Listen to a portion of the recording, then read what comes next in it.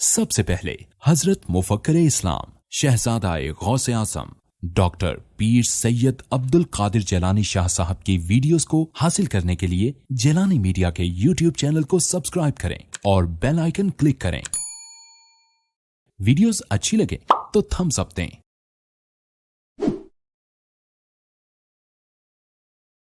الحمدللہ وکفا وسلام علی عبادہ الذین اصطفیٰ خصوصاً علی محمد المصطفیٰ وعلی آلہ واصحابہ وللصدق والصفاء اما بعد فقد قال اللہ تبارک وتعالی جل جلالہ فی القرآن المجید والفرقان الحمید اعوذ باللہ من الشیطان الرجیم بسم اللہ الرحمن الرحیم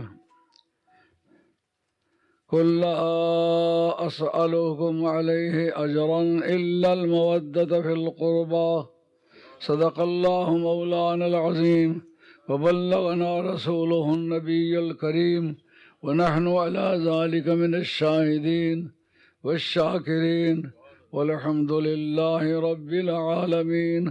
الصلاة والسلام علیک یا سیدی یا رسول اللہ وعلی آلک واصحابک یا حبیب اللہ۔ محترم علماء کرام، سادات اعظام، میرے بزرگوں، پیارے بھائیوں، عزیز بچوں، آج کی یہ برکت محفل نبی کریم علیہ السلام کے میلاد پاک کے نام سے منعقد ہوئی ہے۔ میں آپ کو دلی طور پر مبارکباد کہتا ہوں اور اپنے آپ کو خوش نصیب انسان سمجھتا ہوں۔ میرے جیسے حقیر آدمی کی دعوت پر آپ 200 300 میل سفر کر کے تشریف لائے ہیں اور بڑے بڑے اہل علم حضرات ہیں۔ میں اس وقت ایک کرنٹ اکاؤنٹ جو اس وقت ایک برننگ ایشو چل رہا ہے اس پر تھوڑی سی بات کرنا چاہتا ہوں۔ حضرت پیر منور حسین شاہ صاحب، ان کو ذرا جلدی ہے جانے کی، کوئی مصروفیت ہوگی کیونکہ ان کے آستانے پر بھی لوگ دھڑ دھڑ آتے ہیں اور ایک بات مترادفی سمجھی جاتی ہے پیر منور شاہ صاحب کے سجادہ نشین ہونے پر بعض کو اعتراض ہے۔ میں کہتا ہوں صحیح سچا جانشین سید منور حسین شاہ ہے۔ اس کی وجہ یہ کہ خواجہ خواجگان سید پیر جماعت علی شاہ صاحب محدث علی پوری نے انقلابی کام کیے ہیں۔ پاکستان بنانے میں جس وقت محمد علی جناح مرحوم جیسے آدمی ہتھیار پھینک گئے تھے تو علامہ اقبال یہاں سے جرگہ بن کے گئے تھے، ان کو وہاں سے منت کر کے لائے۔ اس وقت کا جھنڈا بھی پیر جماعت علی شاہ صاحب نے اٹھائے رکھا ہے۔ 1,00,000 روپیہ اس وقت آپ نے مسلم لیگ کو چندہ دیا کہ جس وقت روپے کا سیر گھی آتا تھا۔ 1,00,000 روپیہ سرکار کے گنبد خضرا کی تعمیر کے وقت دیا اور 1,00,000 روپیہ جو استنبول سے ریل آتی تھی مدینہ شریف اس کی تعمیر میں دیا تھا۔ میں 2 سال اور کچھ مہینے وہاں رہا ہوں مدینہ، یا کچھ ایام رہا ہوں، تو وہاں لوگوں کو دیکھا، لوگ پیر جماعت علی شاہ صاحب کا نام کہتے تھے ابو العرب، عربوں کا ابا۔ تو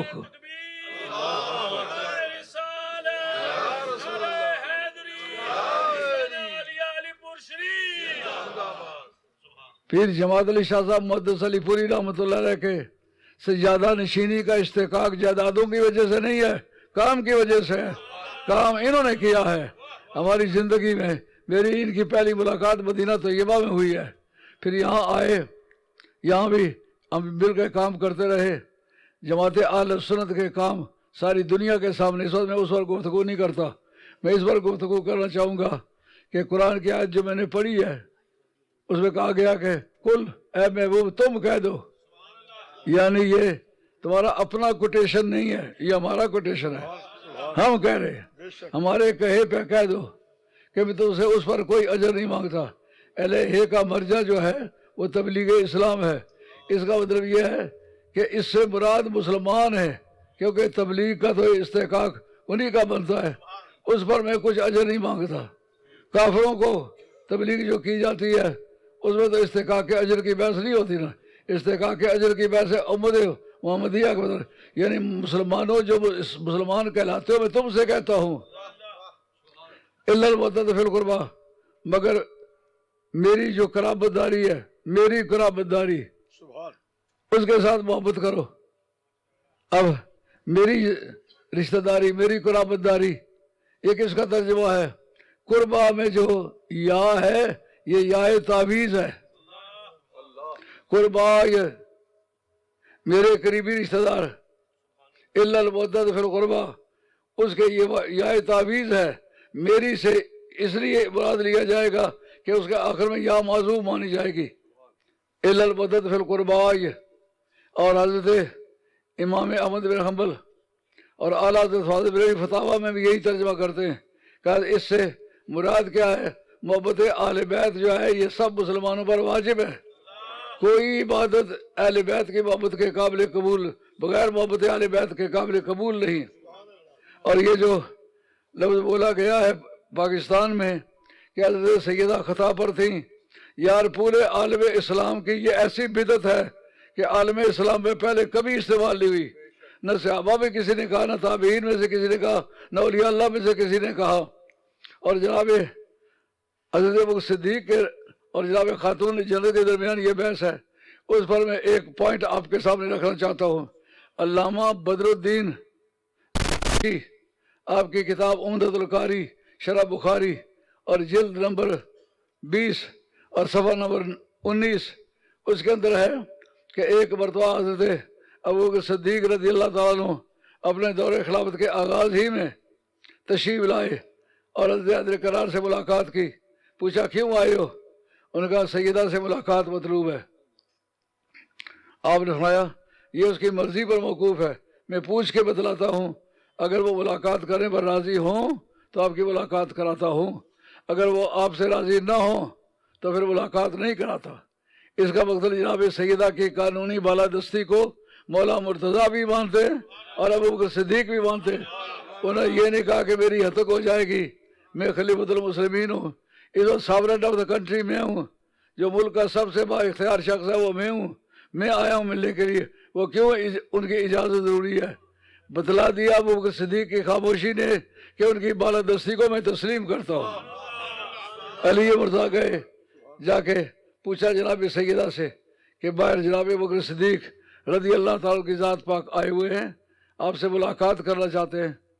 حضرت سیدہ نے فرمایا اے علی کیا تم پسند کر رہے ہو کہ ملاقات کروں؟ مزہ آیا نا. خاتون جنت ہے، پوری روئے زمین پر کوئی شخصیت، آسمان پر کوئی ایسی شخصیت ایسی نہیں حضور کی بارگاہ میں آئے حضور تعظیماً کھڑے ہو. جس کے لیے تعظیماً کھڑے ہو صرف اور صرف سیدہ فاطمہ کی ذات ہے.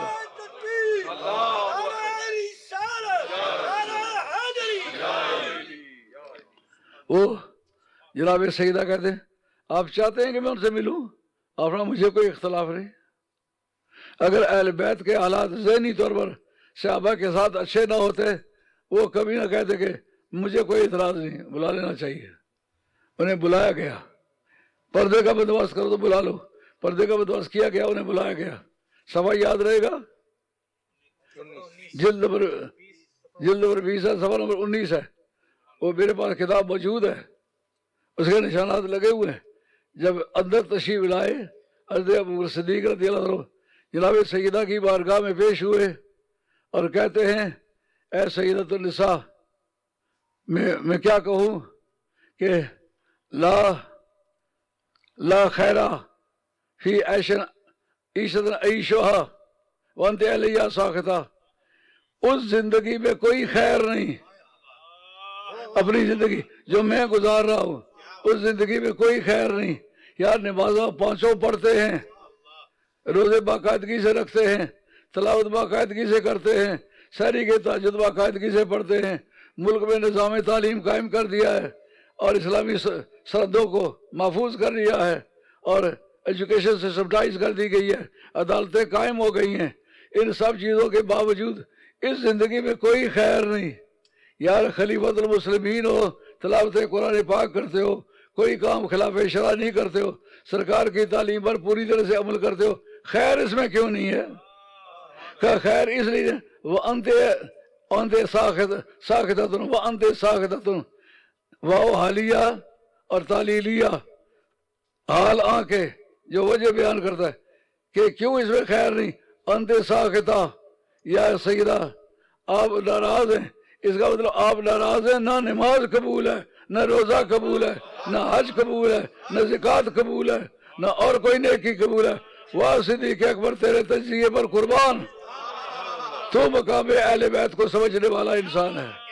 اور بخاری کا جو متن ہے وہ کہتا ہے ارکبو محمدن فی آل بیت ہی۔ علامہ بدر الدین عینی نے اس جگہ بھی کہا کہ اس جگہ کیا مراد ہے کہ تم حضور کی آل بیت سے سلوک کرو تو سرکار کو بیچ میں رکھ کے کیا کرو، کنسیڈر کیا کرو سرکار کو۔ لفظ ارکبو کہا۔ جو صوفیہ مراقبے کرنے والے ہو، میں آپ سے پوچھتا ہوں مراقبہ کیسے کرتے ہو؟ اپنے شیخ کے لطائف سامنے رکھتے ہو اور آپ یہ یقین رکھتے ہو آسمان پر عرش الہی پر لطائف کی اصلیں وہاں ہیں، وہاں سے نور آ رہا ہے، فیضان آ رہا ہے، سرکار کے لطائف پر گر رہا ہے، تو سرکار کو بیچ میں رکھا ہے نا، بیچ میں رکھنے کا نام تو مراقبہ ہے۔ کہ ارکبو محمدن فی آل بیت ہی، یہ حدیث ہے، حدیث موقوف ہے۔ اور قاعدہ کیا ہے؟ حدیث موقوف کو صحت کا درجہ نہیں ملتا، مگر اس کو صحت کا درجہ ملے گا۔ کیسے ملے گا؟ علماء کرام سے کسی ہفتے تباہ کے لیے عرض کروں گا، جس وقت قول جا کے ختم ہو جائے صحابی پر، حضور تک نہ جائے، اسی کا نام موقوف ہے نا۔ حدیث موقوف میں اگر قیاس صحابی کو قول صحابی میں دخل نہ ہو تو وہ حکماً مرفوع ہے۔ ایسے تک سے بات نہیں کرتا۔ تدریب الراوی شرح تقریب النواوی جلد اول، اس کے اندر یہ اصول حدیث کی کتاب ہے۔ بے شمار ہم نے فارغ التحصیل مولانا دیکھے، نہ اصول حدیث آتا ہے، نہ اصول تفسیر آتا ہے، نہ اصول فقہ آتا ہے۔ یہ بات بڑی یادگاری ہے کہ حضرت ابوبکر صدیق کہتے ہیں اس زندگی میں کوئی خیر نہیں، یا آپ کی زندگی تو خیر ہی خیر ہے، جو سرکار نے فرمایا کہ علیکم بسنتی و سنت الخلفاء راشدین المہدیین، تو میری سنت کی بھی پیروی کرو، میرے صحابہ کی بھی۔ اگر وہ گمراہ ہوں، ان کی زندگی بے لذت ہو، اس کی اقتداء میں لذت ہوگی؟ وہ کہتے ہیں اس کا مطلب یہ ہے اہل بیت ہم سے راضی ہوں تو پھر ہماری اقتداء کا بھی انہیں مزہ آئے گا، وگرنہ میری سنت کا بھی انہیں کوئی مزہ نہیں آئے گا۔ بات خیال میں ہی ہے۔ دوسرا والا بہقی کا ہے۔ بہقی کے اندر حضرت ابوبکر صدیق رضی اللہ تعالیٰ عنہ جناب سیدہ سے بات کرتے ہیں۔ حضرت نوٹ کرنے کے قابل بات ہے، شاید زندگی وفا نہ کرے یہ والدات، اگر کوئی اس پر مجھ سے گفتگو کرے گا میں حاضر ہوں۔ وہ کہتے ہیں اے سیدہ، آپ کی بارگاہ میں حاضر ہوا ہوں، مگر تمہیں پتہ ہے ما ترکت الاموالا، ایک جگہ حجر تو ہے، حجرت الاموالا والاولاد والازواجا الا ابتغاء مرضات اللہ و ابتغاء مرضات رسول اللہ و ابتغاء مرضاتکم آل البیت۔ اے سیدہ، آپ کو پتہ ہے کہ ہم نے عورتیں چھوڑی ہیں، بچے چھوڑے ہیں، دو ڈنگر چھوڑے ہیں، منقولہ اور غیر منقولہ جائیداد چھوڑی ہے، ہجرت کی ہے، صرف کس لیے کی ہے؟ اللہ کی خوشی کے لیے، اللہ کو خوش کرنے کے لیے، رسول اللہ کو خوش کرنے کے لیے، اے آل بیت تمہیں خوش کرنے کے لیے۔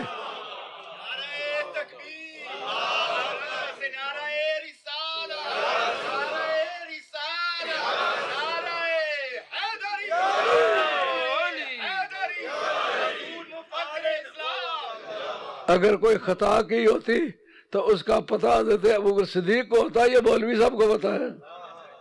وہ تو جھک جھک کے سلام کرتے ہیں، کہتے ہم نے زندگی میں جو کام کیے ہیں خدا کی رضا تلاش کی ہے، رسول کی رضا، اور پھر آل بیت کی مرضی تلاش کی ہے۔ مزہ آیا کہ نہ آیا؟ اس لیے صحابہ کی زبان سے آل بیت کو سمجھنا ہوگا۔ جب پوچھا گیا، حضرت عبداللہ بن عباس کہتے ہیں کہ میں نے کہا کہ من قرابت کو ہاؤلاء الذین وجبت علینا مودتہم، سرکار سے پوچھا، حدیث مرفوع ہو گئی، راوی کون سا ہے؟ حضرت عبداللہ بن عباس ہے، مگر حضرت عبداللہ بن عباس چوٹی کے راویوں میں سے ہے۔ حضور کی زندگی میں جن تین شخصوں نے قرآن پر کام کیا وہ تین ہیں۔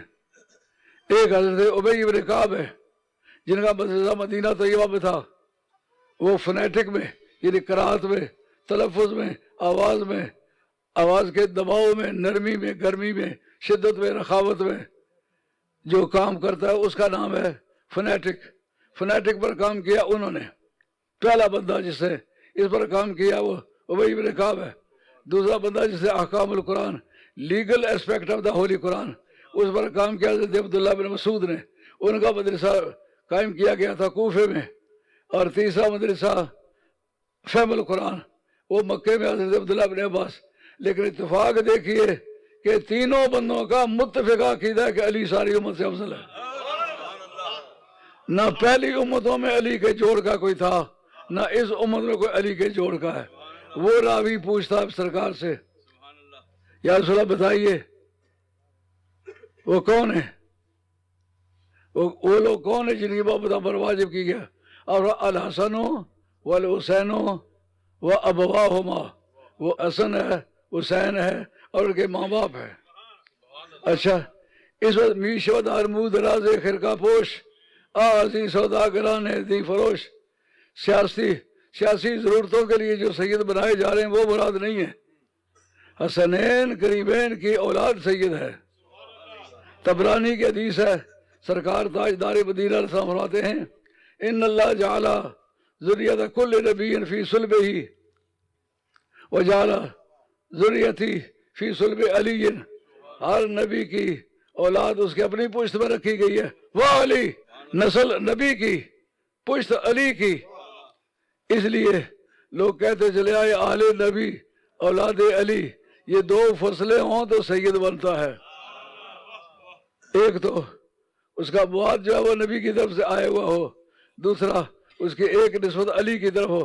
آل نبی اولاد علی، من قرابت کو ہاؤلاء الذین، پوچھنے والا نیٹو سپیکر ہے، عربی زبان بولنے والا ہے۔ اس نے یہ نہیں کہا کہ محبت واجب ہوئی ہے کہ نہیں ہوئی، فرمایا جن لوگوں کی محبت واجب ہوئی ہے وہ کون ہیں۔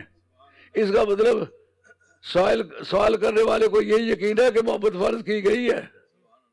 فتاوی رضویہ جلد نمبر 23، اس کے اندر یہ باقاعدہ ان لفظوں میں لکھا ہوا ہے کہ کسی بھی سید کا بغض رکھ کے عبادت کرو قابل قبول نہیں ہے۔ لیکن اس جگہ جو آل بیت ہے اس کی بھی وضاحت کرنے کی ضرورت ہے۔ آل بیت کی کئی قسمیں ہیں، ان سب کے احکام الگ الگ ہیں۔ سرکار کے ازواج مطہرات آل بیت ہیں، مگر وہ کون سی آل بیت ہے؟ اہل بیت سبب ہے۔ ان کی خصوصیت کس میں ہے؟ ان کو عبادت کا دگنا اجر ملے گا۔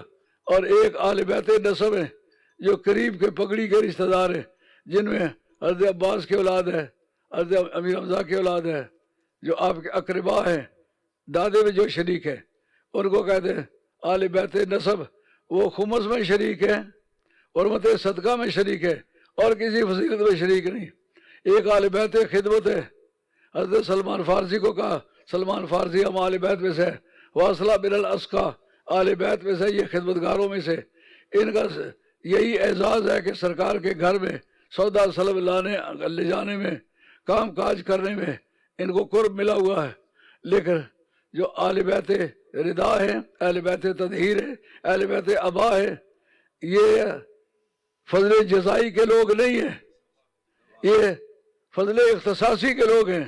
واللہ یختص برحمتہ من یشاء، یعنی جس قاعدے کے مطابق پوری امت کو ساری امتوں سے افضل بنایا، اس میں کسی نے کوئی عمل کو دیکھ کے رب نے بنایا، یہ اس کا نام ہے فضل اختصاصی۔ سارے نبیوں کو نبی بنایا، لیکن نبی بننے سے پہلے انہوں نے کیا کیا جس کے بدلے میں نبوت ملی ہے، یعنی یہ فضل اختصاصی ہے۔ فضل اختصاصی کی وجہ سے بغیر سابقہ ان کے کام کاج کے ان کو یہ عزت بخشی گئی۔ اور یہ جو آل بیت ہے، آل بیت تطہیر، یہ فضل اختصاصی کے لوگ ہیں، یعنی ان کے اعمال کی وجہ سے ان کو ترقی نہیں ملی۔ حضرت امام ابن بردبہ جن کا صنفات 410 اور وہ شیراز کے رہنے والے ہیں، ان کی کتاب خصائص امیر المومنین، باتیں خیال میں آ رہی ہیں؟ جو لوگ کتابیں پڑھتے پڑھاتے درسیات، ان کو یہ باتیں زیادہ موافق پڑیں گی۔ اچھا جناب، وہ فضل اختصاصی میں یہ کنسیڈر نہیں کیا جاتا، اس سے پہلے کیا کیا ہوا ہے؟ قرآن میں لکھا ہوا ہے، سورہ طور آیت نمبر 22، الذین آمنوا واتبعتہم ذریتہم بایمان الحقنا بہم ذریتہم وما التناہم من عملہم من شیء. مجھے پانی تھوڑا سا پلا دے. وہ دراصل ڈاکٹر کوئی دعائیں ایسے دے رہے جس سے گلا خشک ہو جاتا ہے. میں تقریر کے دوران کھانے پینے کا عادی نہیں ہوں. قرآن کہتا ہے بے شک وہ لوگ جو ایمان لائے اور ان کی اولادوں نے ایمان میں ان کی پیروی کی، اعمال میں پیروی نہیں کر سکے، کیا کریں گے؟ الحقنا بہم ذریتہم، ہم ان کی اولادوں کو ان کے ساتھ ملا دیں گے. تمام خلفائے راشدین کی اولاد قیامت کے میدان میں بلا شرط اعمال ان کو ابو بکر صدیق کے ساتھ، عمر فاروق کے ساتھ، عثمان غنی کے ساتھ، عشرہ کے ساتھ رضی اللہ تعالی عنہم اجمعین کے ساتھ ملایا جائے گا. اعمال ان کے نہیں دیکھے جائیں گے، صرف اس لیے کہ عقیدہ انہوں نے وہی رکھا جو صحابہ کرام کا تھا. اور حضرت سیدہ فاطمہ، حضرت علی مرتضیٰ، حضرت سید الانبیاء، ان کے بارے میں کیا ہوگا؟ کہا اگر عقیدہ سیدہ فاطمہ والا رکھا تمام فاطمی خاتون جنت کے ساتھ ہو گئے. اب بتاؤ، اب اس جگہ ایک بات بڑی عجیب و غریب لکھی ہے. نعرہ تکبیر، نعرہ رسالت، نعرہ حیدری، نعرہ غوثیہ، نعرہ غوثیہ، میلاد مصطفیٰ، قبلہ حضور مفکر اسلام. سبحان اللہ.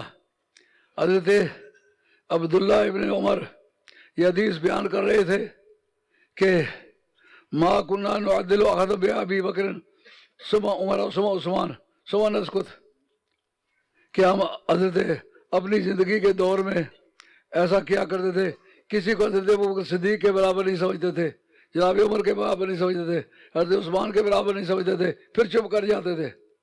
اس وقت سائل نے سوال کیا، محب الدین تبری سن وفات 694، آپ لکھتے سادات میں سادات اصلی میں سے، اور مصلح شافیہ کے وہ امام تھے کعبہ شریف میں. وہ کہتے ہیں ایک شخص نے سوال کیا فَأَيْنَ عَلِيٌّ، وہ علی کا نام کدھر چھوڑا ہے؟ انہوں نے کہا وہ تو وہ فی درجت نبی صلی اللہ علیہ وسلم، میں امت کے متعلق بات کر رہا ہوں، وہ اہل بیت میں سے، اہل بیت اور ہیں، امت اور ہے. جنت میں داخلہ اور چیز ہے. جو فرمایا سب سے پہلے میری امت سے حضرت ابوبکر صدیق داخل ہو گئے، اس کا مطلب امت سے سب سے پہلے وہ داخل ہو گئے. اور فرمایا اہل بیت رسول صلی اللہ علیہ وسلم وہ میرے ساتھ ہو گئے. اور اس آیت کے تحت لکھا ہے امام ابن مردویہ نے، جن کا سن 410 ہے، وہ کہتے ہیں جو ہم آذانوں میں کہتے ہیں نا ورزقنا شفاعتہ یوم القیامت، انک لا تخلف الموعد، اور اللہ کریم اس کو درجہ عطا فرما. اللہم رب هذه الدعوة التامة والصلوات القائمة آت محمدا الوسیلہ. الوسیلہ کی تفسیر سرکار سے صحابہ نے پوچھی، یا رسول اللہ وہ الوسیلہ کون سی جگہ ہے؟ فرمایا جنت کا سب سے اعلیٰ ترین مقام اس کا نام ہے الوسیلہ. فرمایا اس میں کون ہوگا؟ کہا ایک میں ہوں گا، ایک علی ہوگا، ایک فاطمہ ہوگی، ایک حسن ہوگا، ایک حسین ہوگا.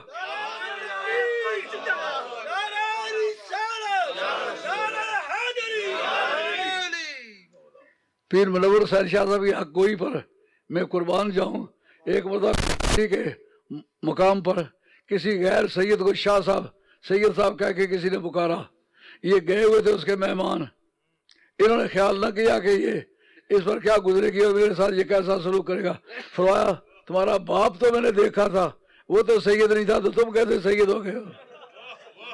جو اب سیاسی ضرورتوں کے تحت سید بنائے جا رہے ہیں، یہ میری مراد نہیں ہے. میری مراد حسنین کریمین کی اولاد مراد ہے. حضرت عمر فاروق رضی اللہ تعالی عنہ اب ان کے عقیدے کو پرکھتے ہیں. سال کے بعد پیسے تقسیم کیا کرتے تھے.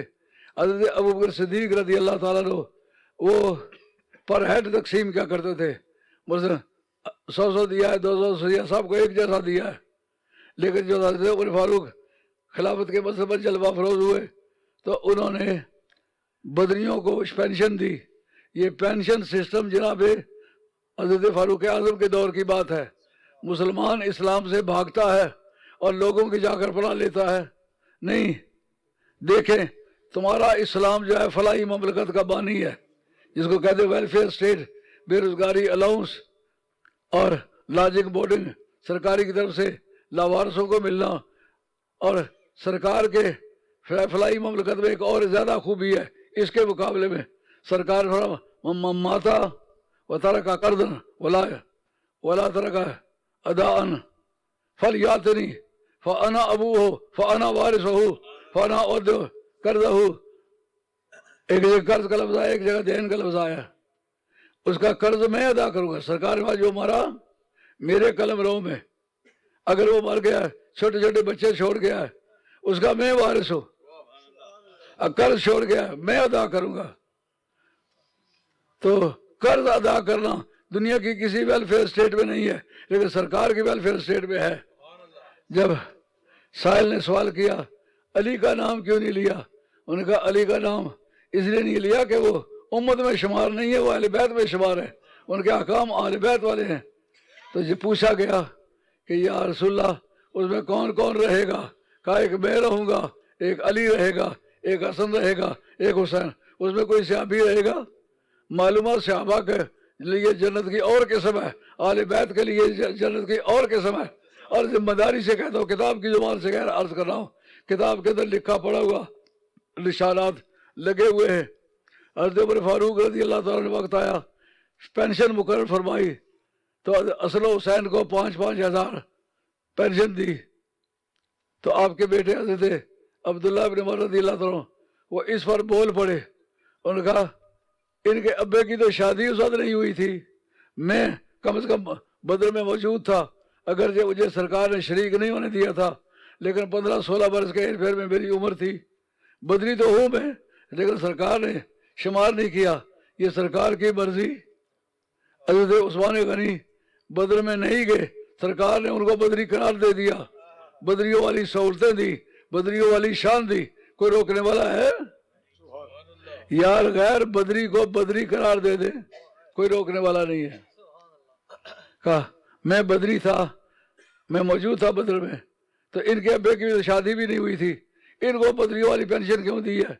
حضرت فاروق اعظم فرماتے ہیں اگر بدریوں ان جیسی پینشن لینا چاہتا ہے، ان جیسی ماں اپنی ماں لا، ان کی ماں جیسی ماں لا. معلوم ہے جناب فاروق اعظم کی نگاہ میں کوئی ماں اس پائے کی ماں تھی نہیں، اس لیے کسی دوسرے کو یہ سہولت نہیں ملی. بات سمجھ آئیے؟ اور اگر ان جیسا تو حصہ مانگنا، میں پینشن مانگنا چاہتا ہے، ان کے نانے جیسا نانا لا. معلومہ نسبتوں کے بلند ہونے سے درجات میں جو بلندی آتی ہے، وہ جو اصل حسین کے نسبت میں بلندی آ سکتی ہے، وہ کسی کے نسبت بلندی نہیں آ سکتی. میں شاید کچھ آگے اور چلتا، مگر آپ کی جانے کی مجبوری.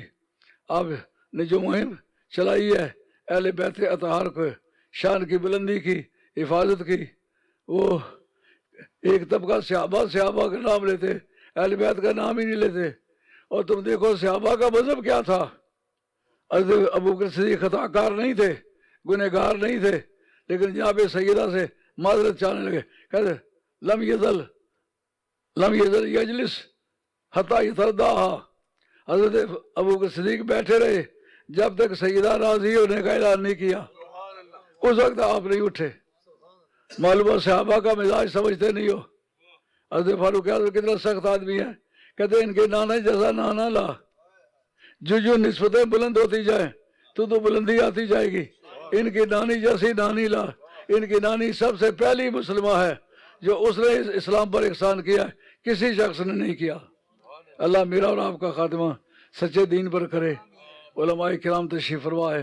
میں معذرت خواہ ہوں کہ آپ کے وقت میں مجھے انہوں نے کہہ دیا، خاص طور پر حضرت پیر سید منور حسین شاہ صاحب نے جو پاکستان میں کام کیا ہے جناب سیدہ کے تحفظ کے سلسلے میں، اور ایک بدتمیز نے جناب سیدہ کو خطا کار کہا ہے. اور ظالم تیرے اس جملے پر خدا کی لعنت، تو نے کس قدر جلد بے جا کی ہے. حضرت سیدہ خاتون نے جلد کی کہ کسی معاملے کو صحابہ میں سے، خلفائے راشدین میں سے، عشرہ مبشرہ میں سے، حاضرین بدر میں سے کسی شخص نے آج تک خطا کار نہیں کہا، بلکہ بے شمار ایسے صوفیاء ہیں جو کہتے ہیں ہم نے بہت محنت کی، کام نہ بن سکا، جناب سیدہ کی بارگاہ میں جا کے چلا کاٹا تو اللہ تعالیٰ نے بیڑے پار کر دیے۔ اب میں آپ سے اجازت چاہتا ہوں، اب آپ اگر تشریف جانا چاہیں تو حضرت شاہ صاحب، میں آپ کے ساتھ ہوں، ملک میں جس جگہ بھی ضرورت پڑے دندناٹ کے ساتھ انشاءاللہ مقابلہ کریں گے، جتنے بھی منکرین ہیں۔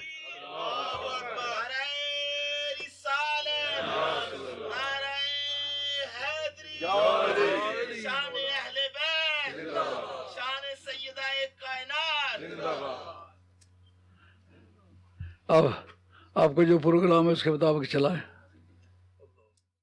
خاتون جنت نے اپنی پاک دامنی کی حفاظت کی، قیامت تک جو اس کی اولاد آنے والی ہے ان کو دوزخ پر حرام کر دیا۔ پرورش فرمانے والے اور جن کی پشت سے پیدا ہوئی وہ سید الانبیاء، اور نکاح ہوتا ہے بحکم خدا اور زوج ملتا ہے مرتضی۔